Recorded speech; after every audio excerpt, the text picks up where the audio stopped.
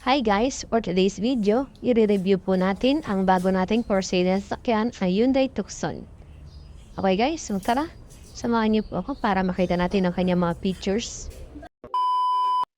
Okay, this is 2009 acquired Hyundai Tucson manual transmission, gasoline. Okay, yan po yung kanyang body napaka-shiny pa. Yung gulong, makapal, nasa almost 90%. Ayan, so very fresh pa po ito. Okay, pwede pa po ito guys for only 210 pesos. 210,000 pesos. Sorry. Ayan, mapapasain na po ito. Ayan, pwede po siya pang pamilya, pang service. Ayan.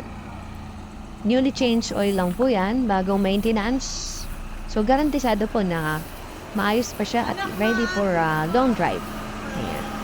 Naka-register din po siya. And meron na din siya, ayan, carrier sa taas. So, punta naman po tayo sa kanyang loob. Ayan. Nakikita niyo po.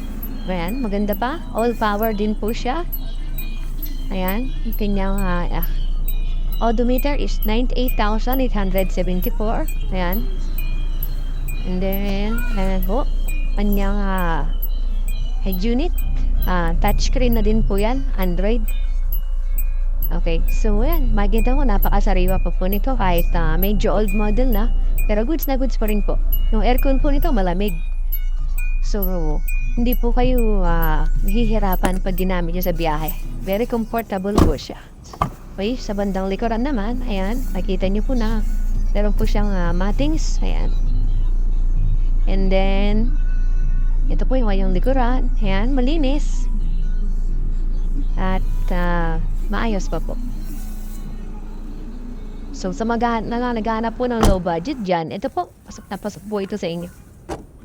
At check naman po natin itong kanyang likuran. Ayan. So, ayan, mapapansin nyo po ang kanyang mga tools, ayan, kanyang jack and tie rings. So, ayan po, meron din po siyang sapin sa likod. Ayan. Malaki po yung space ito sa likod. Kasyang-kasya mga bagahe, mga gamit, mga pagkain na kasakay nyo po dito. Pwede po. Ayan. So, ito po yung kanyang likuran, no? Okay, ito. May dagdag na lagayan din ng mga tools, mga gamit.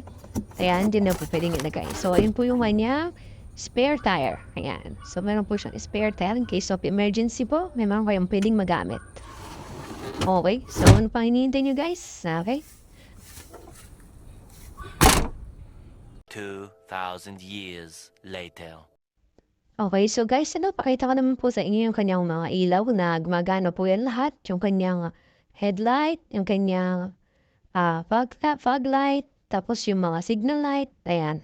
Yung tail light po sa likod yan, gumagana po lahat yan. All working po with condition. Okay, so ito po.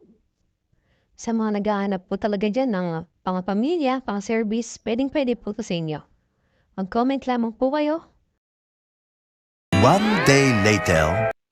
Check naman po natin yung kanyang makina. So, ayan, mapapansin niyo po na malinis. Ayan. Ito po yung kanyang engine. Ayan, okay, bagong change oil lang po ito. Bagong maintenance, bagong palit lang din po yung mga filter niya. Okay, so, garantisado po na alaga po itong sakyan at check naman po natin yung dipstick. Ayan. Wala pong usok. So, goods na goods po ito guys. Bilhin nyo na po. Hindi po kayo magkisisi. At napakaganda pong service nitong Hyundai Tucson. Nanakas po siyang umata. Ito po, buksan naman po natin yung kanyang engine oil. Check po natin kung goods pa. Ayan. So, ayan po, malinis po. Wala pong usok, wala pong talsik. Goods na goods po ito guys. Sa mga masisipag po nating online sellers dyan, mga agents, pwede nyo po itong i-re-upload ang aming video. At may chance kayong mabigyan ng komisyon pag kayo po nakabenta nito. And then guys, maraming salamat po sa inyong panonood. At don't forget to like, subscribe, and share our videos po. Maraming salamat. Bye-bye!